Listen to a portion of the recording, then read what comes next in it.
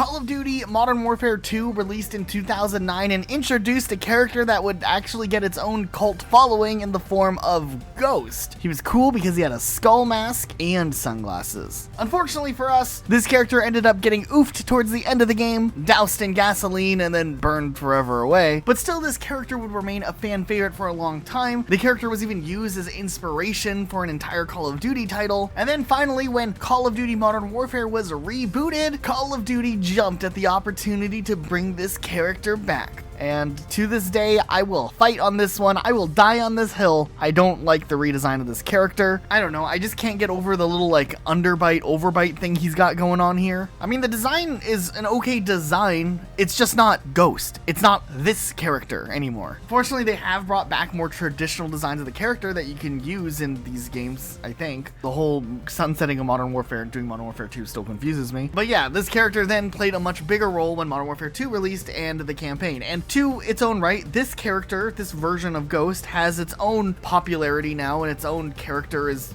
widely liked, but it's still not this Ghost, and I still think this is the best looking version of the character, and they didn't have to do this whole redesign. They could have just done a new character. I don't know. I still feel strongly about this. One of the most tragic redesigns of all video games is definitely Pikachu. Back in the old days, he was this fat Pikachu, which, by the way, never had black on his tail. That's a Mandela effect, so if you remember Pikachu having black on his tail, you are maybe from an alternate timeline, but you are wrong. And one talked about discussion was how Pikachu, over the years, went from looking chubby like this into the more slim model that is now used for Pokemon's mascot. When looking into this, it's actually really interesting why this decision was made. It apparently had something to do with the part of the fact that the character was now becoming the mascot, and also the anime starting up, having to redesign the character constantly in different positions and poses to match the story. Pikachu's shape just slowly got slimmer and slimmer so that artists could use more flexibility with the character. And by the end of like the first season, Pikachu already is taking on to that slimmer form, unlike the first couple of episodes. And this would of course translate across all of media, and Pikachu would adopt the slimmer form that he has nowadays. This is a good example here to set up this video in a way, because sure, slim Pikachu's not bad, but man, there's something charming about that chubbier Pikachu, and the redesign just wasn't as cool. It is always cool though when they do some sort of homage to Pikachu's older design, even nowadays in the games. But there's a lot of other examples of video game characters that have also undergone some pretty drastic redesigns for their characters. Okay, we have more that we're gonna look into in just a second, but real quick, make sure you guys are filling up your gamer subs with code RocketSloth. You get a discount. We get a little bit of a cut every time someone buys with our code. It's a win-win, and this stuff tastes really good. Okay, we're not gonna waste any more time. Let's get back into the video. Master Chief from the Halo series is another very obvious example, and I've voiced my opinion about this many times, but Halo 1, he looks like this. It's all good. Halo 2 at the beginning of the game, they're like, hey Chief, you got a new helmet. Here you go. It's different. It still looks cool. Halo 3 carries over most of the design from Halo 2, except this time his visor is a little more reflective than before. And then a new studio takes over and does Halo 4 and decides, hey, let's redesign Master Chief. And even though Chief goes to sleep looking like this, he ends up waking up looking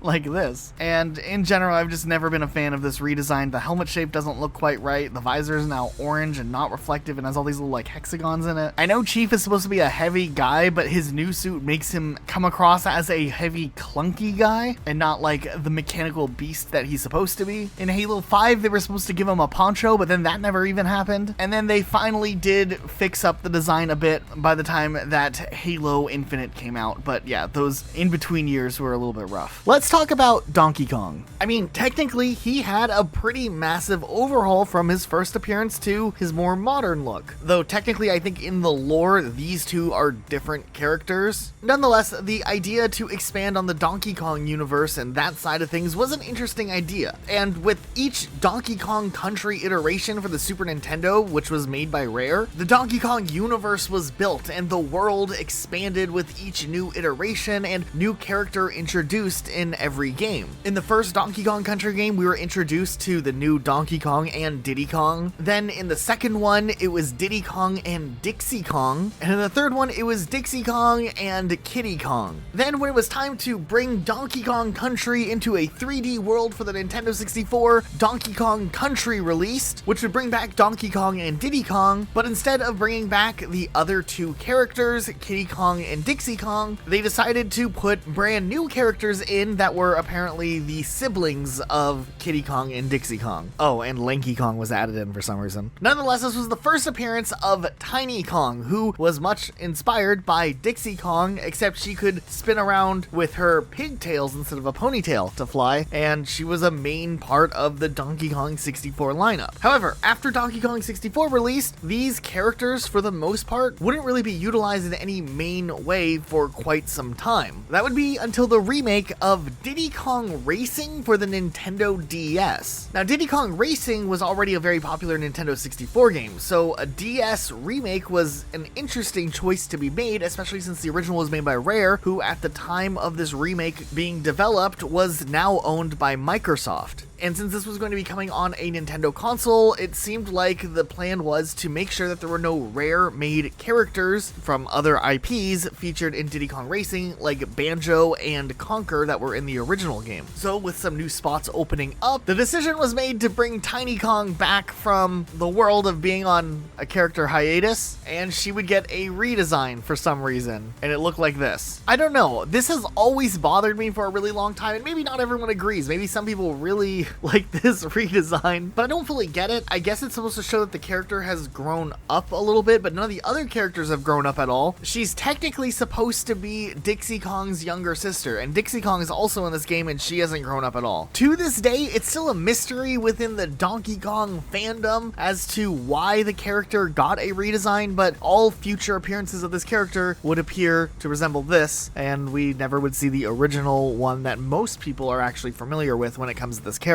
During the Nintendo 64 era, GoldenEye was one of the most popular games, which essentially was a James Bond game based on the movie GoldenEye, taking the story and set pieces from the movie and putting them into a game. And it was hugely successful and also really fun. But with how successful the game was, the rights holders of James Bond were essentially sitting on a gold mine when it came time for a second follow-up game, as a ton of different studios wanted to be able to partner up to make the next James Bond game because of how successful GoldenEye was. Rare, who made GoldenEye, were apparently hilariously outbid by EA, which meant moving forward they would not be making a sequel game to GoldenEye. So instead they were like, hey, we'll just make our own secret agent first-person shooter game and character. And essentially after a little bit, Joanna Dark was born from the Perfect Dark series. She was cool, sly, she had all of the same tropes that Bond had, except she was a female in the future. And when Perfect Dark released, it was a great game. It had voice acting, a unique story, and a character with pretty witty dialogue, but also a sense of professionalism that kind of underlined the fact that she was like a top of the line secret agent. Years later, when Microsoft now owned Rare and it was time for a Perfect Dark sequel, well, it seemed like the redesign team tried to maybe bring Joanna Dark into a new form by just like turning the extremeness up to 11. And we would get the redesign of Joanna Dark, which was the one we saw in Perfect Dark Zero. Now, this design isn't the worst thing in the world, and in itself became an iconic design. I think for the most part, a lot of people were okay with a redesign of the character and the red hair and the approach to it. However, hardcore fans of the original series felt that this new redesign of Joanna Dark, which is supposed to be a younger version of the character, felt way too different from the original version, where these two characters don't even slightly at all resemble each other. Added to the fact that Joanna acts completely different in Perfect Dark Zero really just makes these two characters feel completely different, rather than a nice middle ground that felt like a connected prequel. There were other concept arts made for Joanna Dark that maybe would have worked better. Some were a little more cartoonish, others were more stylized like the old Joanna Dark. However, these weren't chosen, and it seemed like with just the popularity of the Xbox, they had to make the character extreme, and this is what we ended up getting. But who knows, we've seen a tiny bit of what the new Perfect Dark game will be all of these years later, and maybe they'll do do a mix and match of the original design with still some inspiration from the prequel that came out for the Xbox 360 as a launch title. Like we said, we don't hate the new design fully, it was just dialed up to 11. Also, while we're at it, that whole questionable rights management situation going on for GoldenEye did also produce something interesting. Activision later did get the rights to the James Bond IP and wanted to remake GoldenEye, but once again, the same rights issues of that original game was split up between multiple owners, so they decided to reimagine the plot and story of the GoldenEye movie, but this time with Daniel Craig. Does this count as a redesign? It's just interesting that they took the modern day James Bond and put him in a story retelling of a game with a completely different Bond. I don't know. I always felt like this was a little bit of a weird decision, but maybe it wasn't as weird as I'm thinking. I'm just bringing it up here because it's a little minor detail that's interesting. In Star Fox 2, which originally didn't release, it was canceled after the game was finished, the character Wolf, the leader of the Star Wolf team, or Fox's rival, was introduced, and he looked like this. But that game never came out, and ideas for that game were implemented into Star Fox 64, which did release, and Wolf was reintroduced, though for the first time officially in Star Fox 64, where he looked like this. From there, the character would be mostly dormant for the following years, making a small appearance in Super Smash Bros. Melee in the little opening cutscene. He wasn't present in Star Fox Adventures, and then in Star Fox Assault, they were like, hey, let's bring him back. But he's a cyborg this time. I'm not gonna hate on it too much because there are some people who really like this design of Wolf the best, as the one that was used in Super Smash Bros. Brawl and would also be in Star Fox Command. However, years later, when Star Fox would be rebooted with Star Fox Zero, Wolf was redesigned again, and this appearance more or less would be his appearance going forward for Smash Bros. And Starlink Battle for Atlas. You know, sure, there's a little middle area where it's subjective. Some people liked the cyborg design, some people really didn't like it, but ultimately I'm pointing out Wolf here as a part of a larger example as to Star Fox Assault's redesigns that were sometimes really good and then sometimes just way out there. Because the real worst redesign to ever happen in the entire Star Fox series goes to General Pepper from Star Fox 64, where he was in like these little cutscenes, and then Star Fox Adventures, he also was in like the hologram thing, to Star Fox Assault,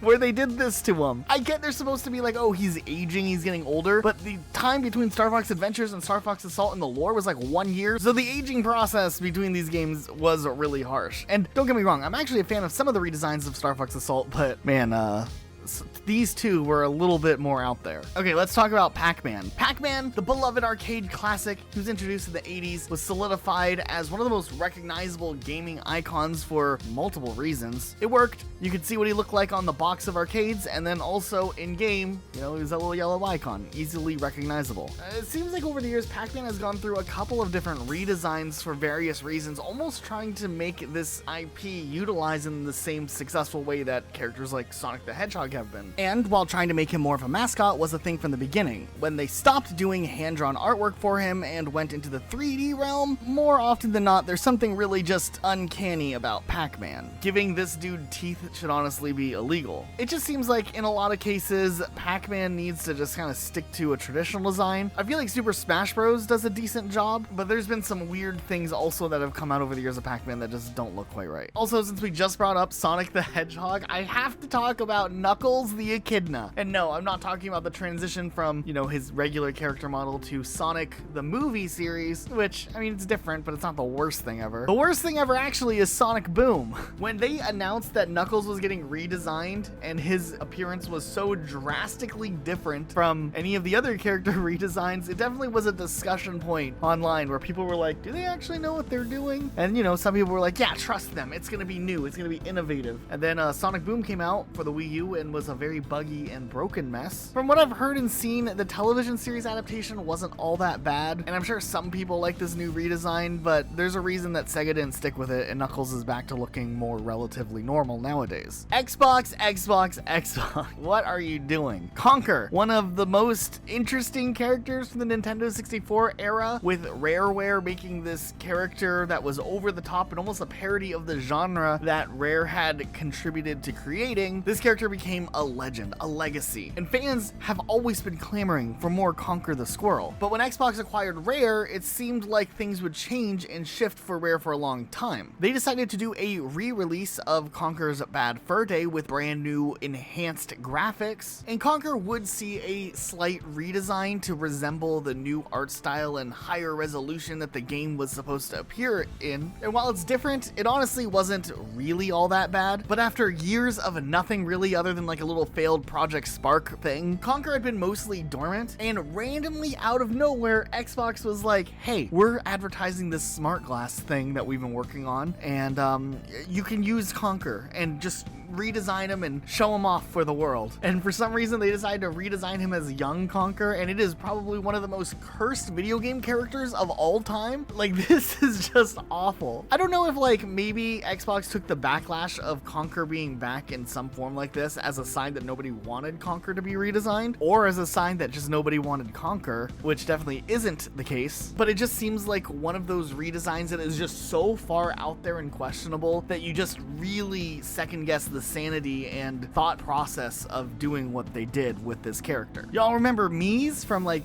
Wii Sports and the Wii and Nintendo stuff in general? They're actually still around to an extent nowadays, but for whatever reason, when they finally, after years, did a true follow-up to Wii Sports in the form of Switch Sports, the Mii's were redesigned to now look like this, and it's terrifying. It reminds me a little bit of what Xbox did with their Avatar redesigns, where they looked like this originally, and then they were like, hey, check out these new avatars. Fortunately enough though, even with the new character designs for Wii Sports, you can still use a classic Mii, so it doesn't fully count as them erasing Mii's altogether, but I think the older Mii's are definitely the cooler appearance for this type of game. There's also some other small ones that weren't maybe as earth-shattering and only lasted for a limited amount of time that are still worth mentioning, like the blocky design of Banjo and Banjo-Kazooie Nuts and Bolts just being widely different from what anyone expected, or Sonic 06's Dr. Eggman going for a more humanistic appearance rather than the traditional design people knew. But man, oh man, did Spyro the Dragon get this one extra rough. Now, Spyro had been in some various redesigns already, originally having a design that looked like this, and then going into like the PlayStation 2 era, he had like a heavier story and was a little more realistic looking and was still reminiscent of the character. But then when the idea to launch Skylanders came, and just to hijack the Spyro IP and use that as a gateway to kick things off, Spyro the Dragon unfortunately went through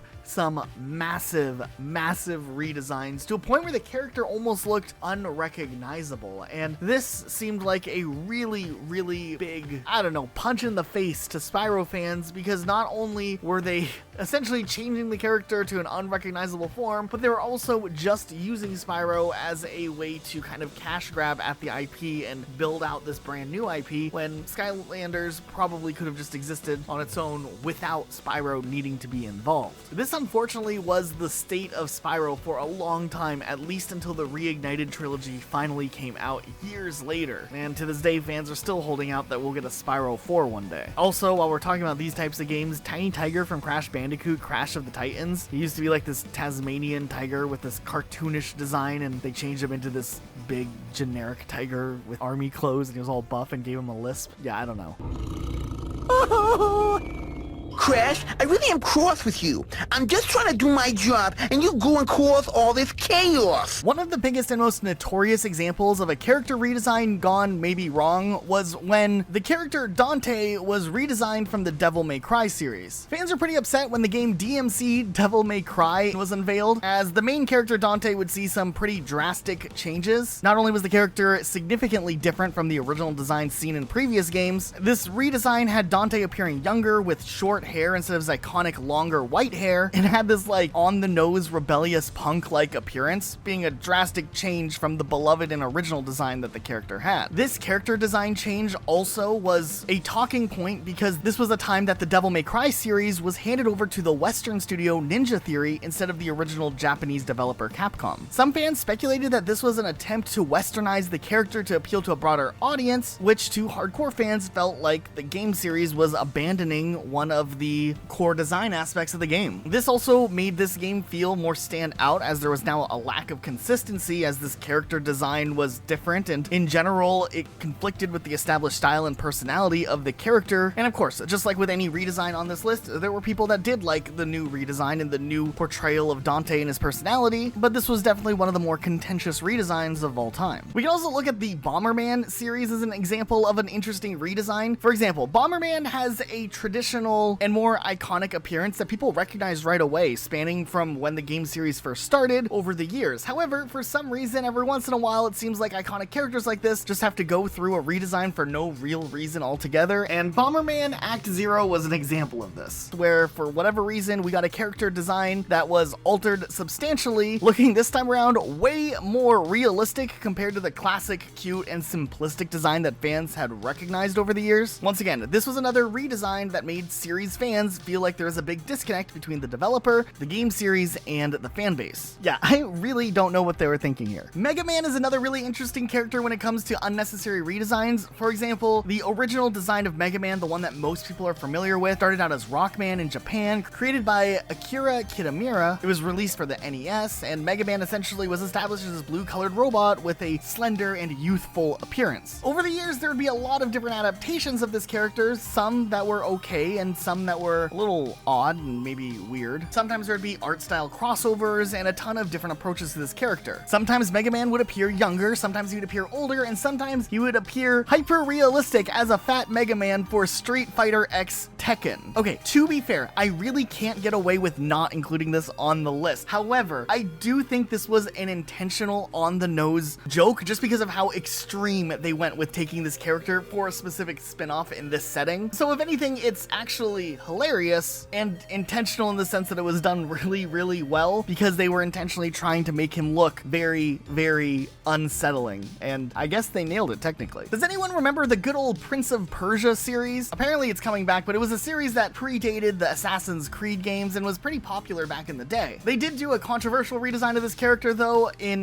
the Prince of Persia Warrior Within, where they gave him this like leather belt and kind of made the character look a little bit more emo or whatever. It was a little bit of a weird choice. Metroid Fusion's one that we were unsure if we should put on this list, but we thought it's worth noting here also. But when Metroid Fusion came out, there was some criticism about the suit overall, as it has a very different appearance than the traditional Metroid suit that we're used to seeing in most entries in the Metroid series. The coloration was just different, with blue, greens, golds, and reddish pinks. Apparently it's explained in the lore, it's not a metal suit, it's like an organic thing, and I think nowadays it's accepted as like an alternate character design for Samus, which is nowadays more nostalgic, especially because it was just like a one-off suit. But back in the day when this suit was first revealed, some fans didn't like it, thinking that that was just going to be the look of the character moving forward. What's been going on with the Resident Evil games over the years? Good old Chris Redfield's an interesting example of this. Okay, first of all, it's important to note that in the lore, Chris Redfield ages with every game, but over the years, they've updated his design so many times that he has definitely not looked the same in really any of his appearances. This is also true in situations where only a year or two were supposed to have passed between game entries, and all of a sudden he looks like a completely different person. Though the version of Chris Redfield in Resident Evil 8 was kind of cool. This one falls under the category of maybe not fully bad character design, but bad consistency with the character design across the franchise. Spider-Man's an interesting example of this, one that's still brought up on a regular basis when it comes to the newer Spider-Man series that releases on PlayStation. The original actor looked like this, but apparently there were some issues with the motion capture in expressing some of the emotions with the voice acting to the model face that was used to model Spider-Man and Peter Parker off of. So when it was time to do a remaster of the Spider-Man game, they decided to use a new face model that looks almost a little more like Tom Holland and less like this dude. Allegedly, it was a technology-based decision so that the motion capture could better convey things, but nowadays, if you've played the original PS4 Spider-Man first and you go and play one of the remastered versions with the new face, it definitely feels a little bit weird and a little bit different and takes some getting used to. There's the character Ashley from the Mass Effect series in Mass Effect 1 to the appearance in Mass Effect 3. Originally, she was like a tomboy type character in the first one, and then in Mass Effect 3, she all of a sudden looks like she has these Botox lips and some sort of augmentation. Then they also changed her whole personality, and it's just weird that all of these changes could have just made for a brand new character, but they decided to just redesign this old one, and nowadays there's even mods for Mass Effect 3 that restore the original design of this character. Max Payne 3 3. There's not a lot to talk about, but some people got really mad that Max Payne was,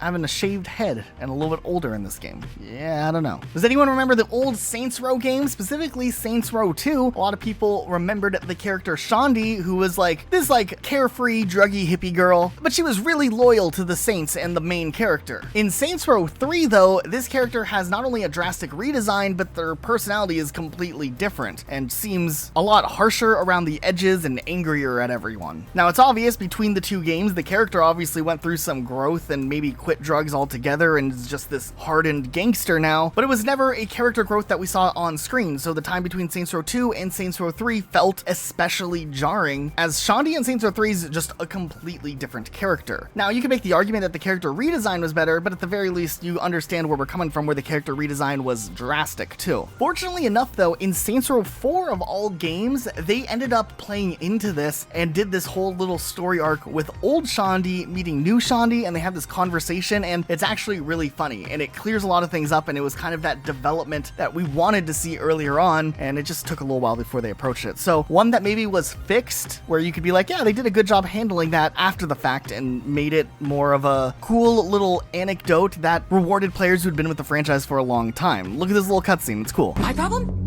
My problem is that I used to be you. Okay, I can't quite figure out this one, but it seems like Vanessa Lewis in Virtua Fighter 4 looks a little bit different when she was brought back for Virtua Fighter 5. I don't know what it is. Okay, then how do we even talk about this next one? Persona 2 Innocent Sin for the PlayStation Portable. Okay, in the original game that came out in 1999 for the PlayStation 1, there was a specific historic German dictator featured as a villain here. I haven't quite played through the game, so I don't understand the full lore here, but apparently there was like some alternate timeline stuff where this character was like trying to plot his big old comeback or something. But for whatever reason, when they re-released the game in 2011 for the PlayStation Portable, I guess they had to be careful with how they had this character portrayed for rating reasons, and they had to censor him in some way or another, so they just gave him sunglasses, which I don't know, dude, this is wild. Now he just comes across as a cool historic dictator, and I don't know if that's what they were going for, and I don't know if that's the right way to approach this. Okay, and then we can't wrap this video up without talking about Rainbow Six Siege and some of the crossover skins that they've introduced that are based on other characters from other video game franchises. Some of them are okay, fair, whatever, they kind of look like the character. This Maverick one does not look good, from Nier Automata, I think. And then Lara Croft, I guess, is Ash here, and it just looks like the worst version of Lara Croft ever, like some knockoff cave splunker type character and not a Tomb Raider type character. And this one's always really bothered me for some reason. But that is it for today. What did you guys think of some of these bad character redesigns? Let us know your thoughts in the comments down below. Make sure you subscribe with notifications on for more videos like this. Huge thank you to our patrons for all of the support with our content and letting us do this type of content. If you want to be a patron, get your name at the end of the videos here like these guys, maybe throw a few bucks our way. It would mean the world to us. Otherwise, that's it for today. We'll see you guys next time with a brand new video.